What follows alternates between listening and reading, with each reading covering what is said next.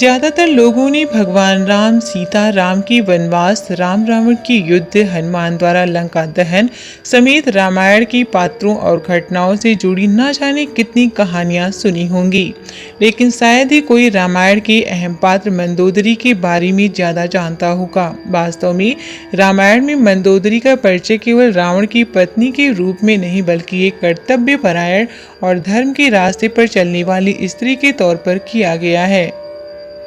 हम सभी ने रामायण में रावण की पत्नी के रूप में मंदोदरी के बारे में सुना होगा, लेकिन मंदोदरी का परिचय केवल रावण की पत्नी तक सीमित नहीं है। रामायण में मंदोदरी का वर्णन बेहद सुंदर, पवित्र और धार्मिक महिला के रूप में किया गया है, जिसने एक तरफ सीता की अपहरण के लिए रावण की बार बार आलोचना की, तो वहीं दूसरी तरफ एक कर्तव्य परायण पत्नी की तरह लगातार अपने पति को धर्म के मार्ग की ओर अग्रसर करने का प्रयास करती रही। हम सभी ने बचपन से भगवान राम और उनकी पत्नी सीता, उनके संघर्ष, भगवान राम और रावण का युद्ध, हनुमान द्वारा लंका दहन, अयोध्या नगरी और रामायण के पात्रों और घटनाओं से जुड़ी ढेरों कहानियां सुनी हैं, लेकिन बहुत ही कम लोग जानते हैं रावण के जीवन में मंदोदरी ने कितने दुख झेले और उसके मरने के बाद मंदोदरी का क्या हुआ।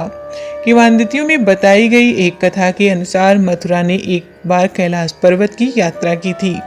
वहाँ वो देवी पार्वती की अनुपस्थिति में भगवान शिव को खुश करने की कोशिश करती हैं। जब देवी पार्वती आती हैं और मथुरा को देखकर वो क्रोधित हो जाती हैं। वो मथुरा को मेढक में बदलकर 12 सालों के लिए एक कुएं के अंदर रहने का श्राप देती हैं। इसके बाद भगवान शिव देवी पार्वती से श्राप को कम करने का अनुरोध करते हैं, लेकिन माता पार्वती वो श्राप वापस नहीं ले पाती। लेकिन वो कहती है कि मथुरा 12 साल बाद अपने असली रूप में आ जाएगी। असुरों के राजा मायासुर और उनकी पत्नी हेमा के 2 पुत्र थे, जिनका नाम मायावी और दुंदुभी था, लेकिन वो एक बेटी चाहते थे। इसीलिए उन्होंने अपनी बेटी पाने के लिए कठोर तपस्या करने का फैसला किया। जब वो दोनों कैलाश पर्वत पर तपस्या कर रहे थे, तब इस बीच मथुरा की 12 साल की कठोर तपस्या भी समाप्त होने वाली थी।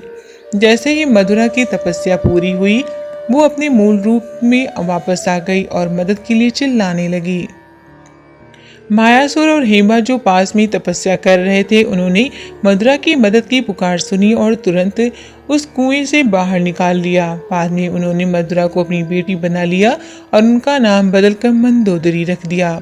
एक बार रावण मायासुर के महल में गया तो वहां उसने मंदोदरी को देखा और उस पर मोहित हो गया। उसने मायासुर से मंदोदरी का हाथ मांगा, लेकिन मायासुर ने मना कर दिया, जिससे रावण नाराज हो गया और मंदोदरी को उससे शादी के लिए मजबूर करने लगा। मंदोदरी को पता था कि रावण भगवान शिव का भक्त है। इस डर से और अपने पिता की रक्षा के लिए वो शादी के लिए सहमत हो जाती है। रावण से शादी के बाद उसने 2 पुत्रों मेघनाद और अक्षय कुमार को जन्म दिया। मंदोदरी रावण को उसके गलत कर्मों के लिए हमेशा टोकती थी।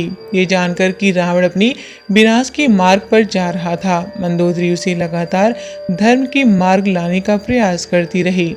भगवान राम ने रावण का वध करने के बाद विभीषण को लंका का राजा बना दिया था। ऐसा कहा जाता है कि रावण की मृत्यु के बाद विभीषण ने अपनी भाभी मंदोदरी के सामने विवाह का प्रस्ताव रखा। मंदोदरी के बारे में कहा जाता है कि वो एक सती स्त्री थी जो अपने पति के प्रति समर्पण का भाव रखती थी।